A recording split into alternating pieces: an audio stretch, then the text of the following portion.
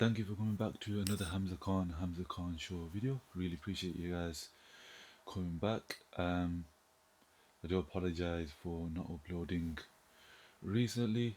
I no longer have my car, so we sold the car, um, and that was normally the place where I'd record the videos. But since I've sold the car, I haven't had a chance and I've been a bit lazy, so I apologize for that. I thought I'd do today is Saturday. We're right before SummerSlam Saturday, so I thought I'd do a preview kind of show, just my thoughts going into SummerSlam Saturday and then also Sunday as well. Probably will change depending what happens on the Saturday show.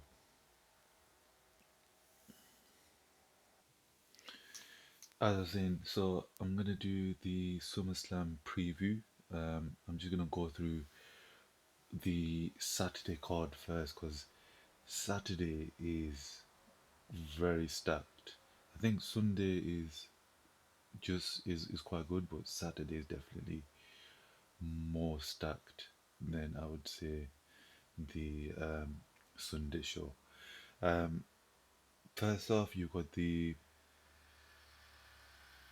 Hell in a Cell with Obafemi and Brock Lesnar, which is I think is probably gonna be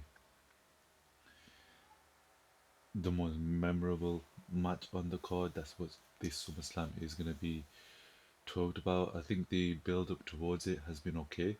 It's not been as great as the build up was going from Royal Rumble to WrestleMania between them, because that was hype. This one is kind of we're just waiting on for this Hell in a Cell match to come now. Um, Oba has to win. It's again you're looking at the future. You're looking at the storyline. Brock Lesnar is probably going to be leaving. This is his more than likely retirement match. Um, Based on the information we have. Obviously, you never know with Brock Lesnar. He could always return in a couple of months' time and F5 someone to death. But having Brock Lesnar win just doesn't make any sense for the storyline. And this being the year of Obafemi, especially with the fact that he gave up the title shot, everything points towards Oba winning this match, and I feel like it is gonna be. Hopefully, it's not like a 10-minute Hell in a Cell match, which was because that'll be disappointing. Hopefully, they give us at least 20-25 minutes of just brutality, just Brock Lesnar beating Obafemi, Oba beating Brock Lesnar, eventually Obafemi having some sort of, I don't know, crazy, but I don't condone throwing people off Hell in a Cells, but that would be iconic. If you're talking about moments, this match, if you want it to be memorable, which I think it will be definitely, having that iconic moment of Oba doing something crazy to Brock Lesnar, some sort of throwing someone off a Hell in a Cell, something like that, something significant that will be talked about for the rest of his career. I think that's what I'm expecting and wanting from this match between Brock Lesnar and Obafemi. It's definitely going to be an amazing match and probably could technically be the match of the show. After that, you've got Fatal Influence between versus Nikki Bella, Paige, and uh, Brie Bella. I think Fatal Influence should win. They're the rising stars. People are looking towards them, and I'm expecting some sort of heel turn from Paige. I would like to see her kind of branch out on her own. She's been amazing with the tag team with Brie Bella, but now that Nikki's back, there could be some sort of tension that you can kind of build.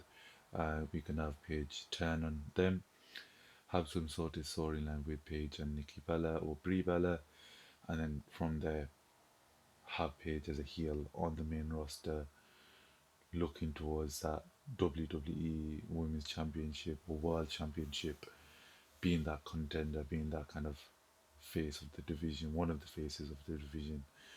I feel like that's the one that makes the most sense. I definitely want to see more from JC Jane, especially with the fact that she's not in the ladder match for the women's interim championship.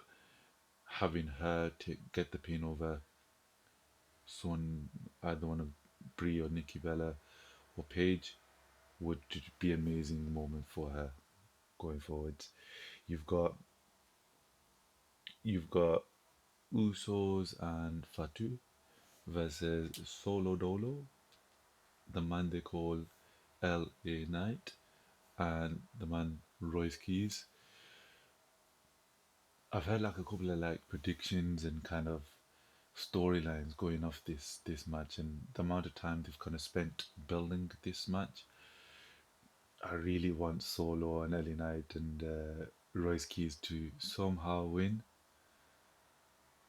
and this leads towards Solo interfering in that Roman Reigns and Seth Rollins match, which I'll talk about shortly. But having Solo win, having that over the Usos and Fatu, and then he joined the Bloodline, it'd prove LA Knight right, but he'd also look like he'd be such a baby face because he trusted Solo. We all know you never trust someone with that coat on. That we know Solo's up to something. We don't know what it is. I'm really hoping because he doesn't necessarily have to change his personality because his personality right now is jokes. It's entertaining, but him having that win over the Usos and Fatu, then joining the Bloodline and helping Roman Reigns win the championship could be amazing. Kind of like a wrinkle to that Bloodline faction. You already have Jacob Fatu, who kind of got beaten into the Bloodline, into line by Roman Reigns. Solo being beaten by Jacob Fatu and the Usos, then joining the Bloodline, does not make any sense for that character, and it kind of diminishes him. But him getting the win doesn't even he doesn't have to get the pin. LA Knight can get the pin over one of them, but Solo being able to celebrate that and mock the Usos and Fatu for over that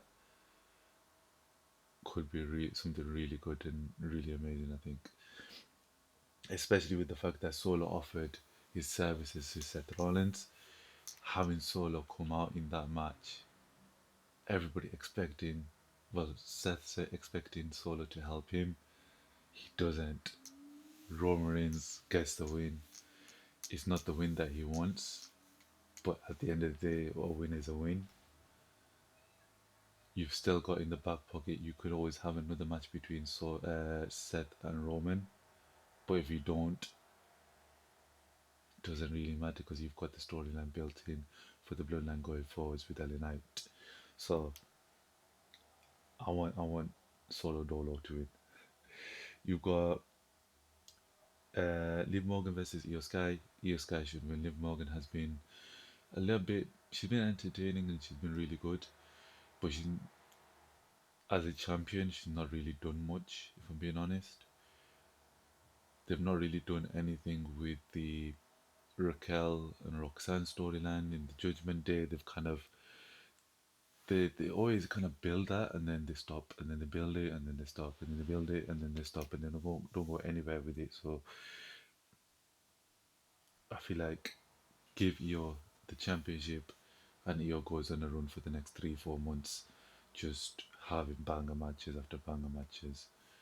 That's where you want Io to be in, and if a good option and a good kind of storyline built in towards maybe Crown Jewel later on in the year, Champion Rhea versus Champion Io is main event level.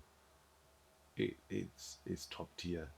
I know you could do the same with Liv, but I think people want to see Io more than they see Liv in that scenario. But I'm I'm, I'm going with Io in that match. And then you've got the main event. I think probably more than likely is going to be the main event of the show. You've got CM Punk versus Cody Rhodes. I've been talking about this storyline, and I think everything leads. This seems like a setup storyline. It doesn't seem like the story between Cody Rhodes and CM Punk. It seems like a setup. It seems like something that you can,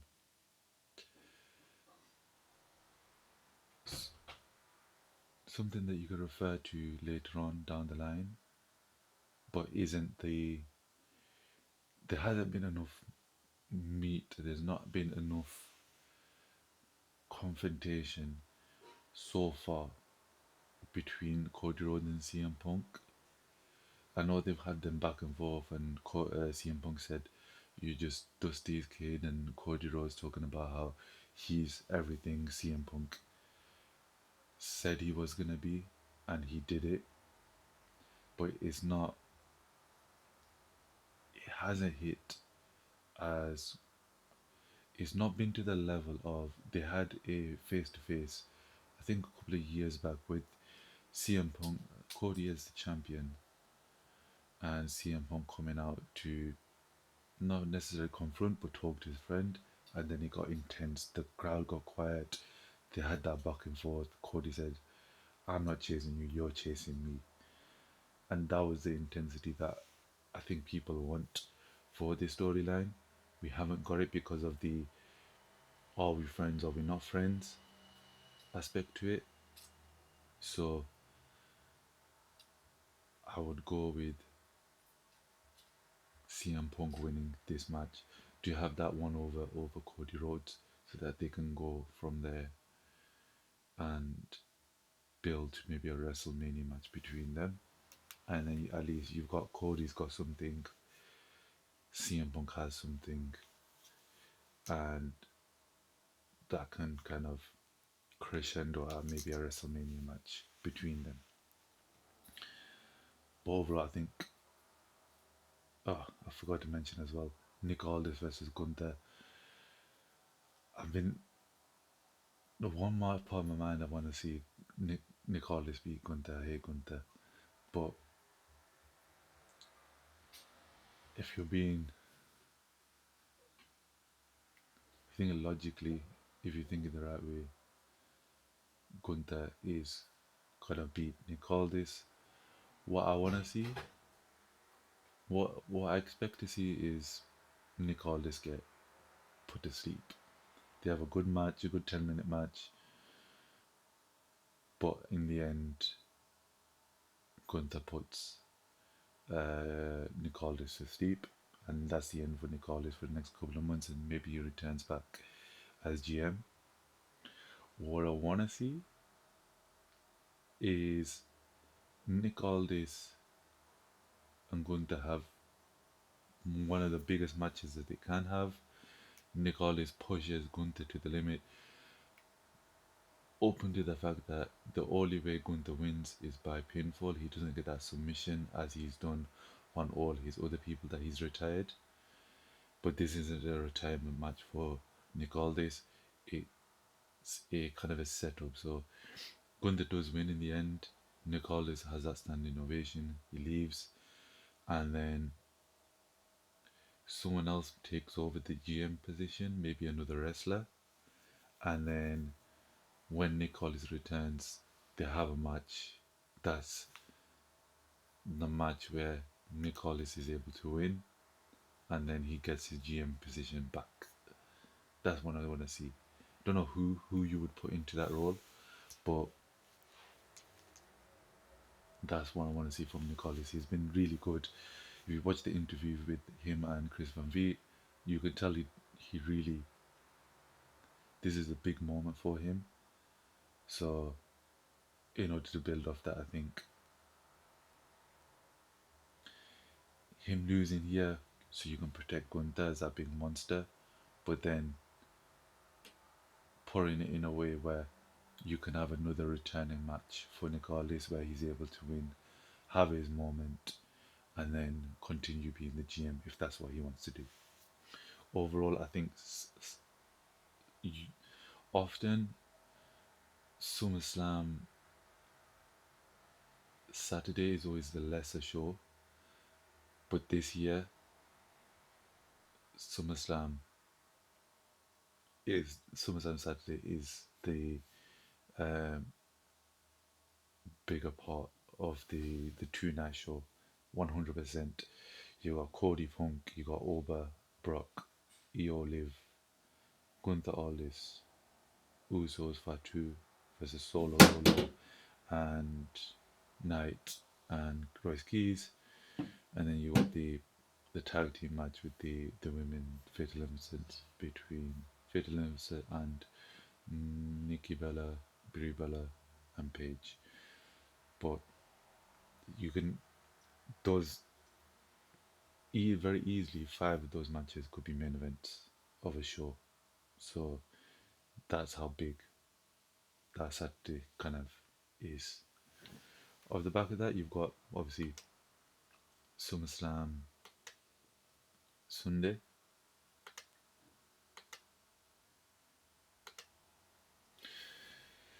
You've got the Trick versus Corbin. I like how they've presented Corbin so far. I didn't like his entrance music. It wasn't as intense and kind of cool as Corbin has been, but it kind of builds off the fact what he said to Trick Williams in the ring in their promo between each other. You're just the reason you're a star is because of your entrance music. They've kind of given you everything, and that's why you're a star. You're not really that good, and I want to see because it doesn't make sense for Corbin to return for him to just lose. I want Corbin to give Trick Williams that loss, lose the championship, and we're going forwards with now with babyface Trick Williams chasing that Baron Corbin is just a menace with that US Championship on SmackDown, and it gives because as good as Trick Williams has been, the interest towards that championship has been a bit lessened compared to when Carmelo Hayes had it, Sami Zayn had it, or um, Ilya had it. So Corbin, I feel like he can really build the prestige of that championship and being one of those staples on the show. So definitely, I think Corbin should win this very easily, but he's underhanded or he gets one over on Trick Williams. I'm not sure, but Corbin should definitely win this match. You've got Danhausen versus Dominic Mysterio. Danhausen's gonna win. It's human money's on a pole match.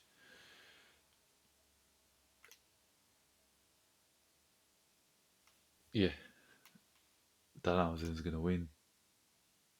Hopefully they end the kind of anything to do with the Judgment Day. That's the done with it. Dominic Mysterio can focus on Triple A going forwards. There's not really much I can really see on that match. It's just going to be craziness.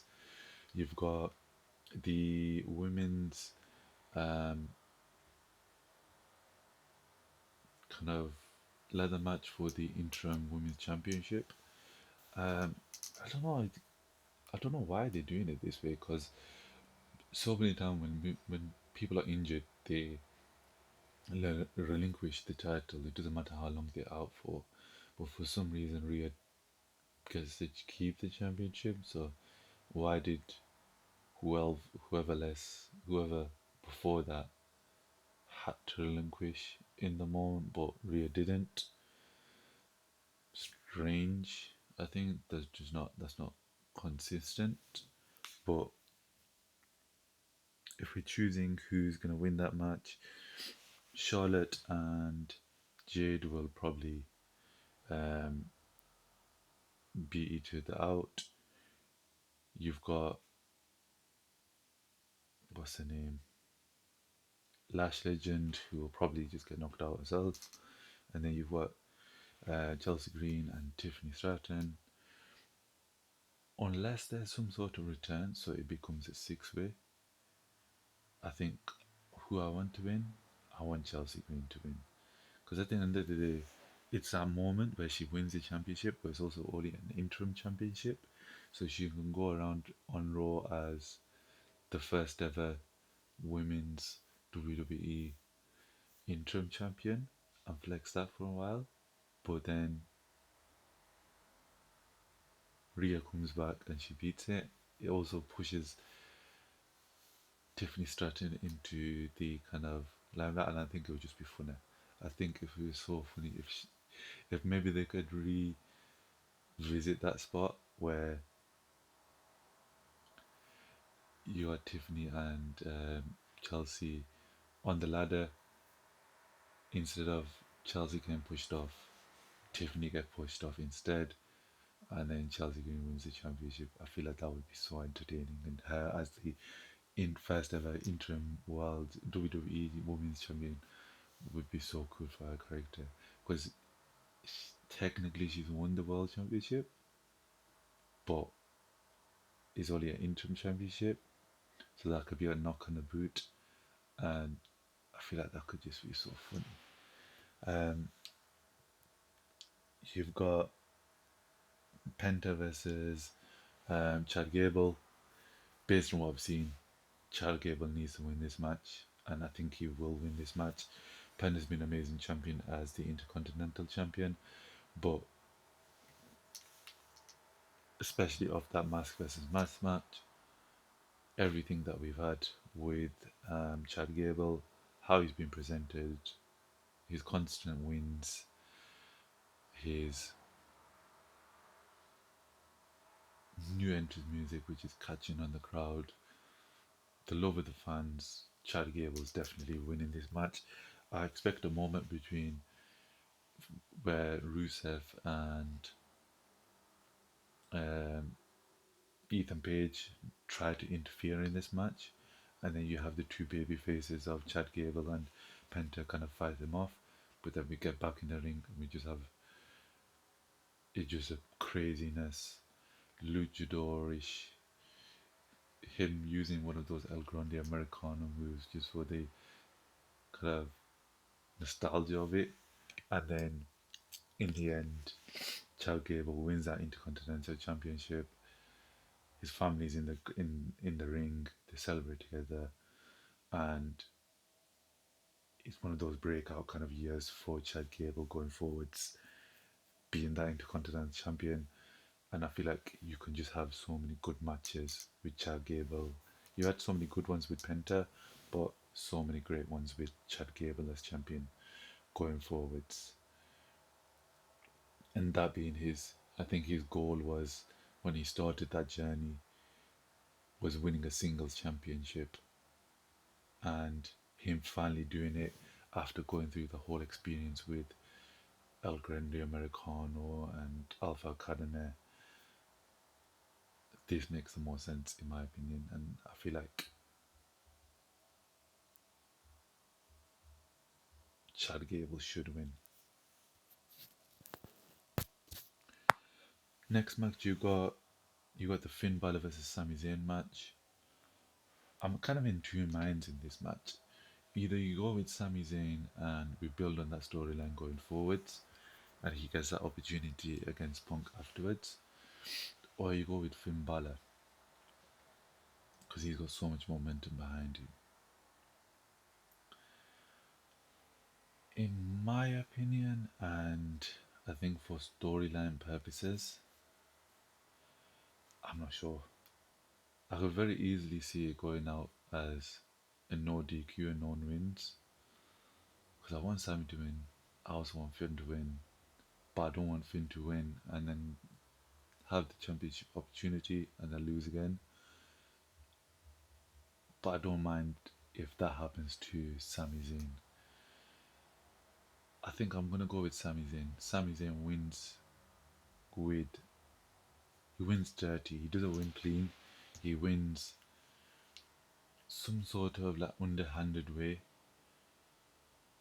Sami's able to beat Finn Balor and yeah, Sami Zayn wins, and then, but then when it comes to his WWE Championship, he comes out on SmackDown. He's like, I'm the number one contender. I want my match right now, and whoever's general manager, they say no, we're gonna wait until this then, and that just pisses Sami Zayn off, and that fuels that character. I think that makes the most sense, and that's what I want to see from Sami Zayn. But so far, the last couple of weeks, he's been so entertaining. Same with Finn Balor, he's been really good. And then you've got your main event, Reigns versus Rollins.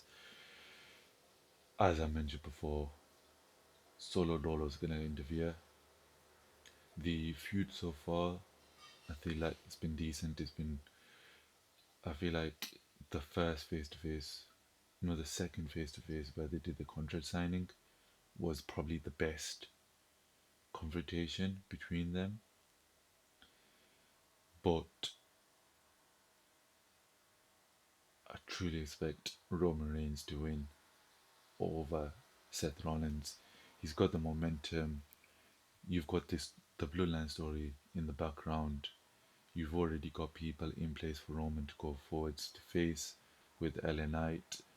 Solo, if he doesn't turn heel and he's babyface, and then also Oba Femi. I would think most people would want to see Oba versus Roman rather than Oba versus Seth. And there's no disrespect to Seth Rollins, but I feel like having Seth Rollins win going forwards, there's really not much you can kind of.